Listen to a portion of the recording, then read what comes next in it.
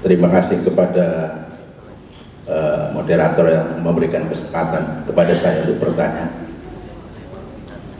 Pertanyaan saya yang pertama adalah, tadi sudah disampaikan, bahkan kita semua melihat dari tayangan, bahwa begitu bagusnya, unggulnya pupuk TH Birsa.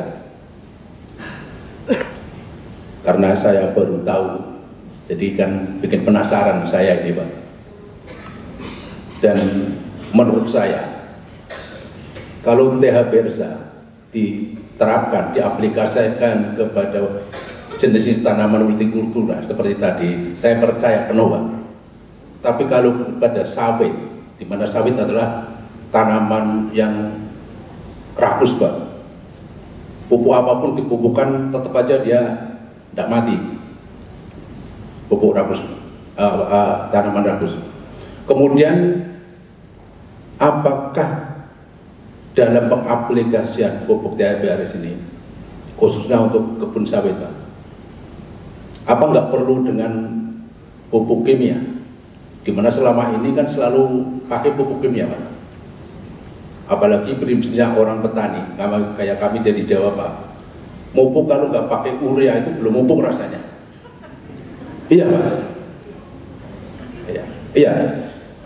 Lah, tadi disampaikan kalau sudah pakai pupuk TH Birsa nggak perlu organik. Nah, pertanyaan kedua, apakah sudah ada model atau percontohan perkebunan sawit yang ada di Riau bahwa itu menggunakan pupuk TH Birsa? Karena kami sendiri mau menggunakan ini, tentunya kan bukan untuk diri kami sendiri Pak. Artinya kami berharap kami bisa menggunakan pupuk ini, dan kami pun bisa mengembangkan, mempromosikan kepada teman-teman petani di Riau ini. Tentunya dalam mempromosikan atau memberikan sugesti kepada mereka kan harus ada model Pak, percontohan. Harus ada percontohan. Jadi bagaimana mereka yakin menggunakan pupuk ini itu bagus kalau nggak ada contoh yang sudah ada di sini. Jadi taruhlah minta ada testimoni atau mau pengunjungan untuk meyakinkan, itu paling tidak ada. Apa ada di Riau Pak sini Pak? Ya. Kemudian ada lagi Pak, ya.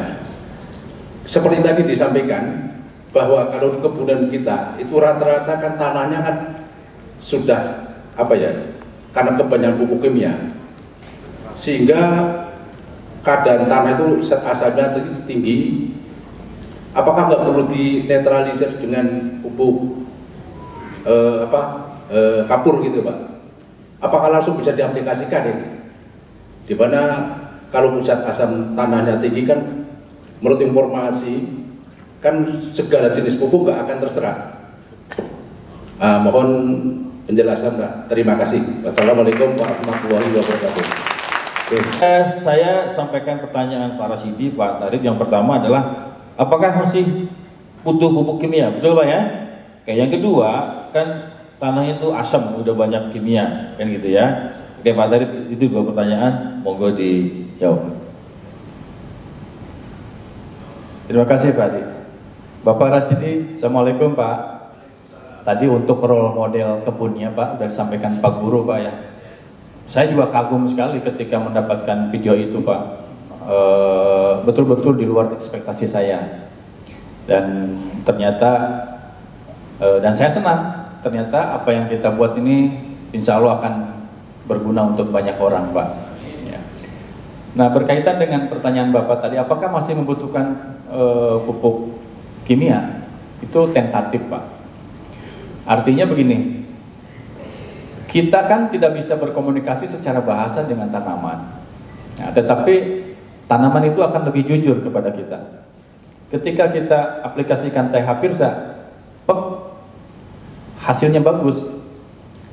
Nah, tugas kita di situ Pak. Berarti memang sini udah cocok nih.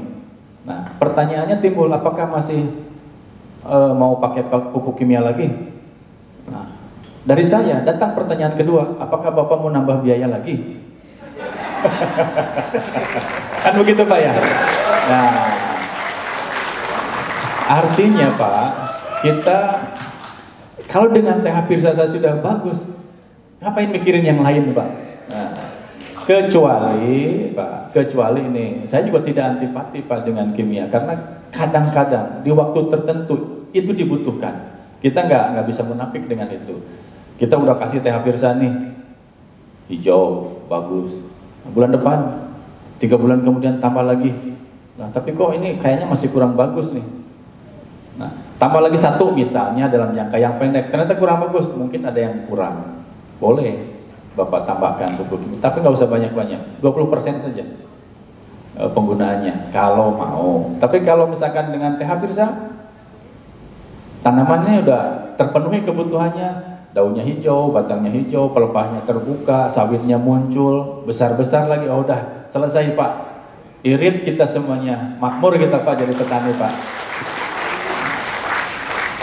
Nah, kemudian berkaitan dengan pertanyaan ketiga mengenai tanah yang Pak tadi itu udah perak ya, udah kalau mungkin harus reklamasi atau gimana, atau Bapak harus melakukan pengkapuran, boleh, itu salah satu alternatif Pak. Nah, mohon maaf saya tanya, berapa hektar Pak kebun yang harus dikasih kapur Pak? Nah, kalau 1 hektar Bapak ngasih kapurnya 2 ton, nggak cukup Pak. 5 ton, itu juga nggak cukup, paling tidak 8 ton Pak. Bapak kasih kapur, Bapak tinggal kalikan saja harganya berapa, biaya upah tenaga kerjanya berapa hari, itu kok Bapak udah bisa hitung. Nah, bandingkan dengan begini, tanah itu udah siap tanam, Bapak larutkan 1 bungkus TH Pirsa ini dengan taruhlah 25 liter air Pak, Bapak semprotkan ke tanahnya. Itu sama Pak dengan memberikan kapur Pak. Insya Allah, jadi itu akan terjadi dekomposer pada tanah itu. Insya Allah Pak, unsur-unsur organiknya akan bekerja dan akan menyuburkan tanah. Jadi tidak usah yang berat-berat Pak, TH Pirsa saja sudah. Begitu. Baik, terima kasih Pak Rasidi.